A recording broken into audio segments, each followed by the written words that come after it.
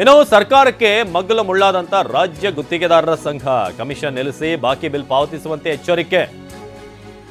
Bill ಪಾವತಿ ಮಾಡದೇ ಇದ್ರೆ ಹೈಕಮಾಂಡ್ಗೆ ನಾವು ಕಂಪ್ಲೇಂಟ್ ಕೊಡ್ತೀವಿ ಅಂತ ಈಗ ಗುತ್ತಿಗೆದಾರರು ವಾರ್ನಿಂಗ್ ಕೊಟ್ಟಿದ್ದಾರೆ, ಎಚ್ಚರಿಕೆ ಕೊಟ್ಟಿದ್ದಾರೆ. ಸೊ ಅದರ ಬೆನ್ನಲ್ಲೇ ಈಗ ಸಿಎಂ ಮತ್ತು ಡಿಸಿಎಂ ಇಬ್ರು ಕೂಡ ಎಚ್ಚೆತ್ತುಕೊಂಡಿರೋದು.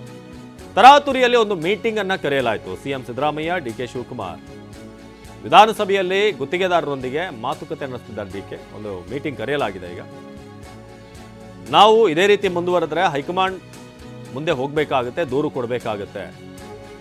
ಕಮಿಷನ್ ನಿಲ್ಲಿಸಿ ಬಾಕಿ ಬಿಲ್ಲನ್ನು ಪಾವತಿ ಮಾಡಿ ಅಂತ ಈಗ ಎಚ್ಚರಿಕೆ ಕೊಟ್ಟಿದ್ದಾರೆ. ಬಿಲ್ ಒಂದು ವೇಳೆ ಪಾವತಿ ಮಾಡದೆ ಹೋದರೆ, ಹೀಗೆ ಡಿಲೇ ಆದರೆ ನಾವು ಹೈಕಮಾಂಡ್ಗೆ ದೂರು ಕೊಡ್ತೀವಿ. ಸೊ ಗುತ್ತಿಗೆದಾರರ ಎಚ್ಚರಿಕೆ ಬೆನ್ನಲ್ಲೇ ಇವತ್ತೊಂದು ಮೀಟಿಂಗನ್ನು ಕರೆಯಲಾಗಿದೆ. ಸಿಎಂ ಮತ್ತು ಡಿಸಿಎಂ ತರಾತುರಿಯಲ್ಲಿ ಸಭೆಯೊಂದನ್ನು ಕರೆದಿದ್ದಾರೆ.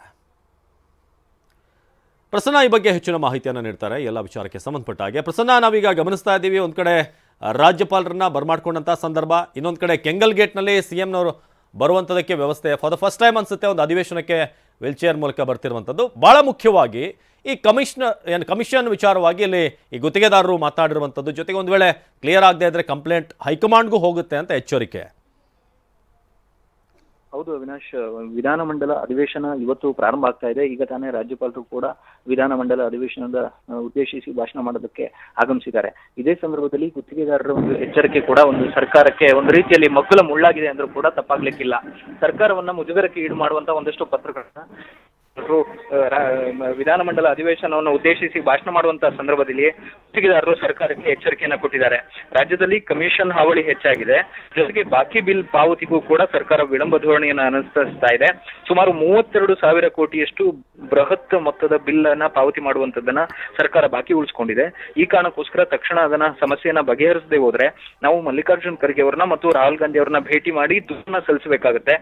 ಕಾಂಗ್ರೆಸ್ ಸರ್ಕಾರ ಬಂದಿರುವಂತದ್ದೇ ಗುತ್ತಿಗೆದಾರರು ಈ ಹಿಂದೆ ಬಿಜೆಪಿ ಸರ್ಕಾರದ ಮೇಲೆ ಮಾಡಿರುವಂತಹ ಆರೋಪದ ಕಾರಣದಿಂದಾಗಿ, ಈ ಕಾರಣದಿಂದ ಬಂದಿರುವಂತಹ ಸರ್ಕಾರ ಗುತ್ತಿಗೆದಾರರನ್ನ ಮರಿತಾ ಇರುವಂತದ್ದು ಮತ್ತು ವಿಷಯವನ್ನ ಉಪಮುಖ್ಯಮಂತ್ರಿಗಳ ಬಳಿ ಪ್ರಸ್ತಾಪ ಮಾಡಿದಂತ ಸಂದರ್ಭದಲ್ಲಿ ಉಪಮುಖ್ಯಮಂತ್ರಿಗಳು ಅದನ್ನ ಕಡೆಗಣಿಸ್ತಾ ಇರುವಂತದ್ದು ಸರಿಯಲ್ಲ ಅನ್ನುವಂತ ಎಚ್ಚರಿಕೆಯನ್ನ ಕೊಟ್ಟಿದ್ದಾರೆ.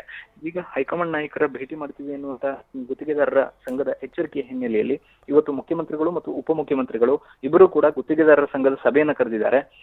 ರಾಜ್ಯಪಾಲರು ವಿಧಾನಮಂಡಲ ಜಂಟಿ ಅಧಿವೇಶನವನ್ನು ಉದ್ದೇಶಿಸಿ ಭಾಷಣ ಮಾಡಿದ ಬಳಿಕ ಅಂದ್ರೆ ಮಧ್ಯಾಹ್ನ 1 ಗಂಟೆಗೆ ಮುಖ್ಯಮಂತ್ರಿಗಳು ಗುತ್ತಿಗೆದಾರರ ನಿಯೋಗದ ಜೊತೆಗೆ ಮಾತುಕತೆಯನ್ನ ನಡೆಸ್ತಾರೆ.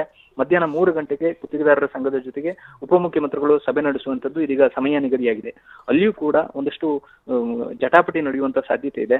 ಯಾಕೆಂದ್ರೆ 32,000 ಕೋಟಿಯಷ್ಟು ಉಳಿಸಿಕೊಂಡಿರುವಂತದ್ದು ಮತ್ತು ಹಿಂದಿನ ಬಿಜೆಪಿ ಸರ್ಕಾರದ ಕಮಿಷನ್ ಆರೋಪವನ್ನೇ ಈಗ ಕಾಂಗ್ರೆಸ್ ಮೇಲೂ ಕೂಡ ಗುತ್ತಿಗೆದಾರರು ಮಾಡ್ತಿರೋದ್ರಿಂದಾಗಿ ಈ ಒಂದು ಆರೋಪ ಅತ್ಯಂತ ಮಹತ್ವವನ್ನು ಪಡೆದುಕೊಂಡಿದೆ.